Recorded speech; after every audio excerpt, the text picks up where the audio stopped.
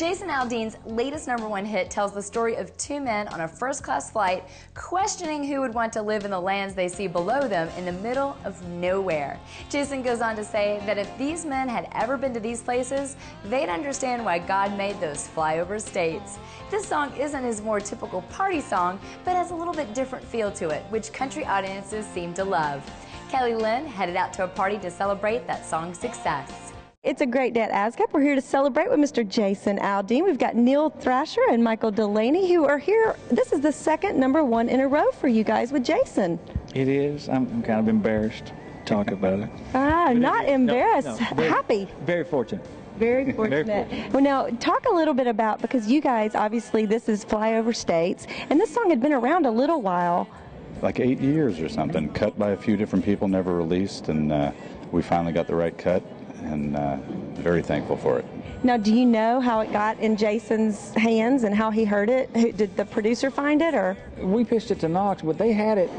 They had it before this record, actually. Yes. Yeah, they've had it a good while, and decided to put in last record. Yeah, but decided it would be better for this record. Well, timing was perfect because now Yeah. 2 in a row. Now, you guys also collaborated with Wendell Mobley on the last one, Tattoos on This Town, and had a #1. Yep, that was friends. We're all friends and been writing forever, so it's a double bonus when you get hit songs with people you love. And do you remember who had the idea with Flyover States and like you got in the room? It was him. It was this guy here. 2 people on a plane actually that had the idea that I just stole the idea from. Yeah, but you brought it. So you tell us about that story. So you were on a plane flying, and how did that happen? And then you came up with the idea. And yeah, I was going out to Vegas for something and heard 2 people talking about Flyover States, and I thought, what an insulting remark. And I got to thinking about it and had started something, but I took it to a couple different writers that didn't get the idea at all. Took it to Neil, and as he always does, he makes it way better, and yeah, that's... Oh, I just want to thank the 2 jerks on the airplane. Yes, absolutely. for saying that about these flyover states. So they were just saying, you know, small towns, nothing happens there. We're only going to LA and New York, basically. Is that the idea? I mean, there's a lot of people who've never been there. They spend their time above it.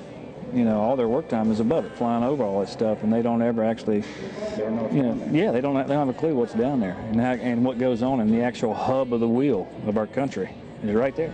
Like that flatbed cowboy stacking U.S. steel on a 3-day haul. What a great song. It's been around for a while. Tell us a little bit about when you first heard it and what you thought. And yeah, we had the song for the previous record. It came in kind of toward the end, and we were looking at it, but it kind of didn't make its way until this album. But God, man, we're just glad we got to get to it because we knew it was a big hit. And I mean, when Jason heard it, he was right along there with you? Yeah. This song is catered to him, the melodies and how it lifts and rises like that. He loves these kind of things, and that's why we were nervous we wouldn't get to it, but the record was doing very well and kept selling, so we kept releasing singles. You'll understand why God made those flyover states.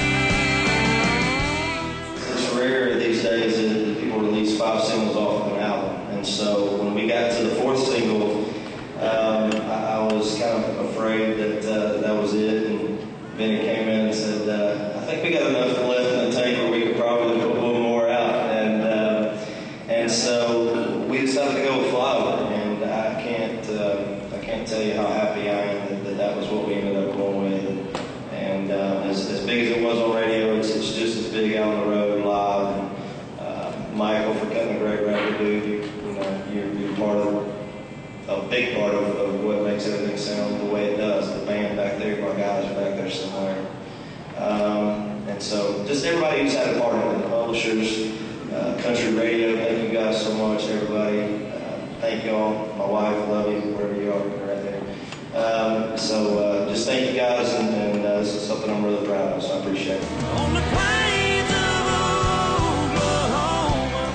Do you write every day? I mean, do you ever get like, you know what, we've got a couple #1s, we've got this one. Do you get tired? Do you take days off, or are you working as hard as ever? I work because I worry. Yeah, I work every day. I work because I'm just used to it. But you do get a little bit of a breather after #1, and then you start worrying again. At least I do. I'm not sure about Neil. And my dad once said, if you love what you do, it's not work. Yeah. So I guess if you're going to town to write a song, it's not too bad. No, I'll do. That's a great job. I'm very fortunate to be able to be be a songwriter and have success at it. So yeah, I'll do it all the time. I don't mind it. Well, we're thrilled that y'all do. We are thankful for this wonderful hit, and thank you so much for talking to us on Inside Music Row. Jason's follow-up to Flyover States is Take a Little Ride, about grabbing your girl and getting lost in the country. Look for it on his next album due out this fall. It's time for another quick break, but we still have lots more ahead. Make sure to come on back for more Inside Music Row right after this.